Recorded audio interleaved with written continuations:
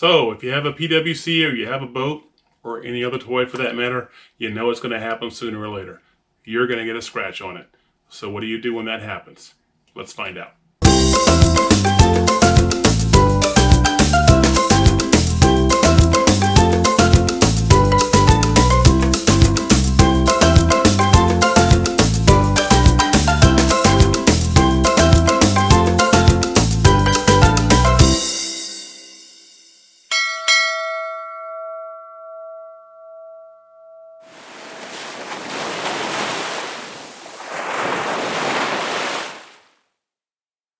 Hey everybody, this is Captain Frank with the Ship's Log. Well, it happened. I got a scratch on my new waverunner. So, knew it was going to happen sooner or later, just didn't know it was going to happen this soon. In this particular case, I was tied up to a dock, had some fenders out. One of the fenders slipped, and then the dock ended up getting a scratch on my ski. So, I'm going to talk about what you do, how you go about getting that scratch off and making it look all brand new again. These machines, they're not fiberglass and gel coat. It's very much like a car. They're painted and they have a clear coat over the top.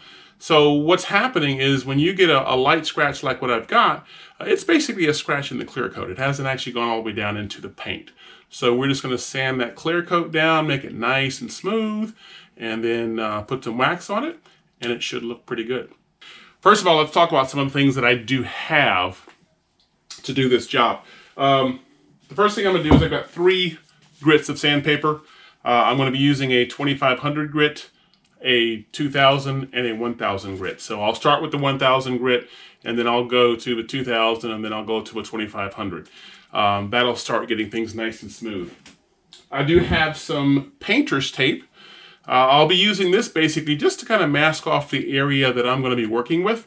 That way, as I start doing the sanding, it's easy to still recognize where the original scratches were. So it comes in handy for that. Of course, I have some rags. I do have some compound. And of course, I have some wax for when it's all done. In this case, I'm also going to be using one of these. Now, you don't have to use a power sander. You can easily do this with your hand. Just make sure as you're sanding with your hand that you're not going straight back and forth. You want to go in circular motions. This does that for me, so this is going to make that a little easier. But I'm not going to be putting any pressure on it when I use this because I'm not trying to take that much of the clear coat off. So, let's go ahead and get started. The first thing we want to do is go ahead and tape off the area that we're going to work with. So let's do that first.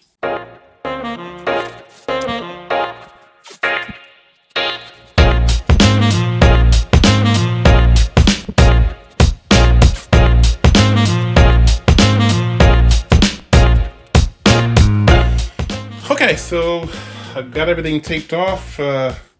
Here are my scratches basically right here, and a few more here. So I am going to get started with the 1000 grit sandpaper. And again, we're going to do it really lightly. I'm not going to be putting pressure on it, but I just basically want to get in it enough just to get these scratches out. So here we go.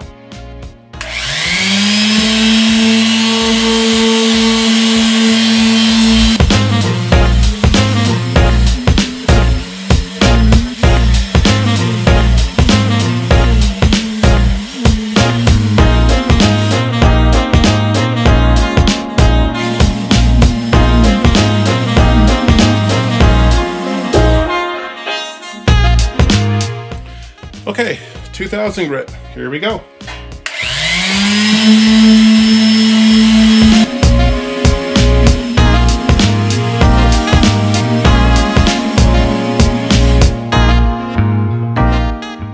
Already starting to look a lot better.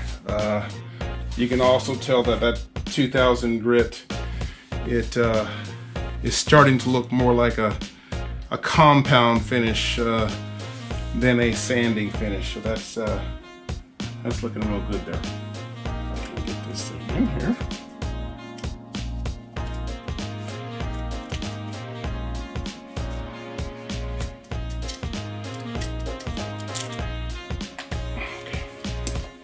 we go.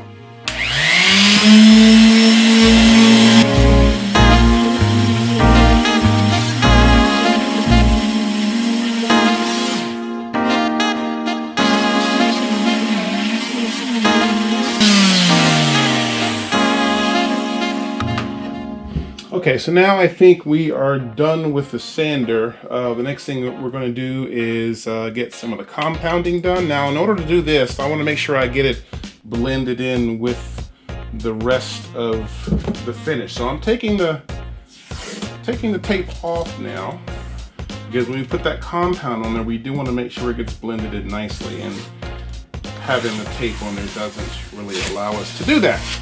So let's take that off.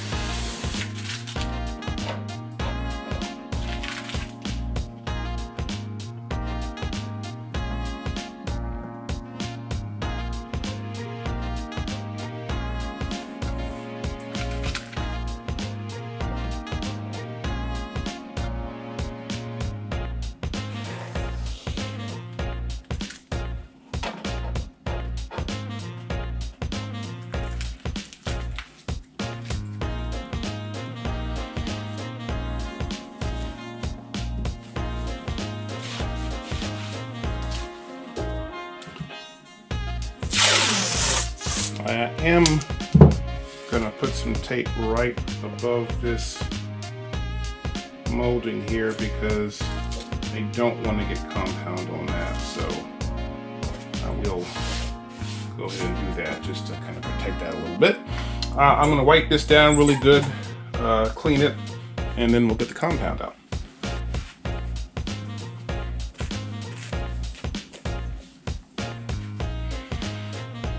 Okay.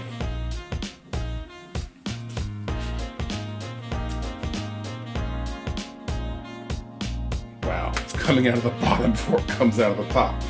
Very well then.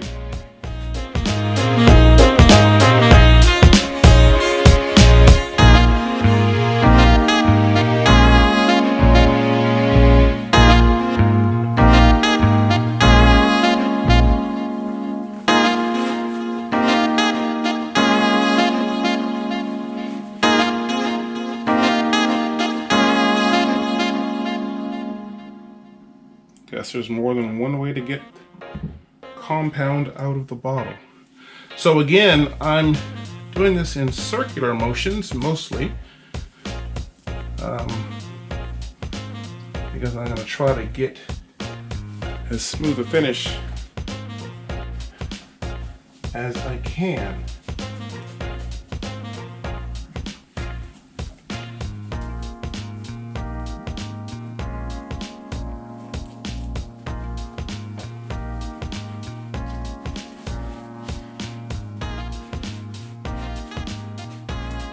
So far, it's looking pretty good.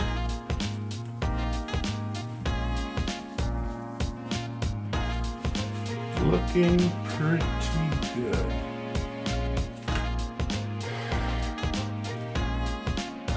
All right, let me wipe this off.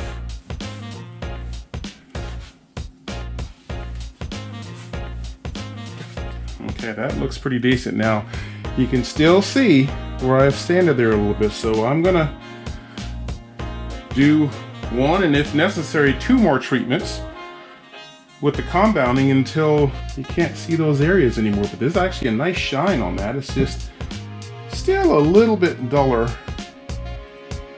than the rest of the finish, so we're gonna do it again.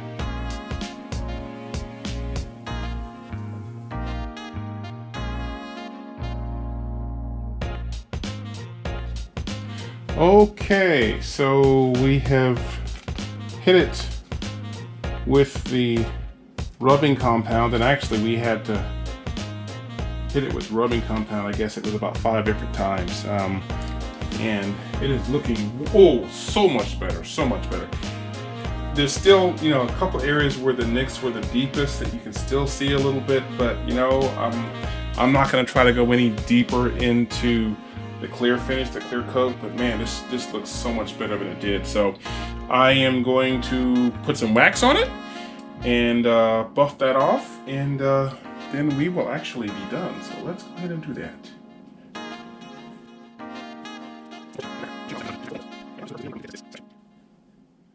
So we'll get that all waxed up really good. We'll let that dry to a haze. We'll buff it out and we'll see what it looks like.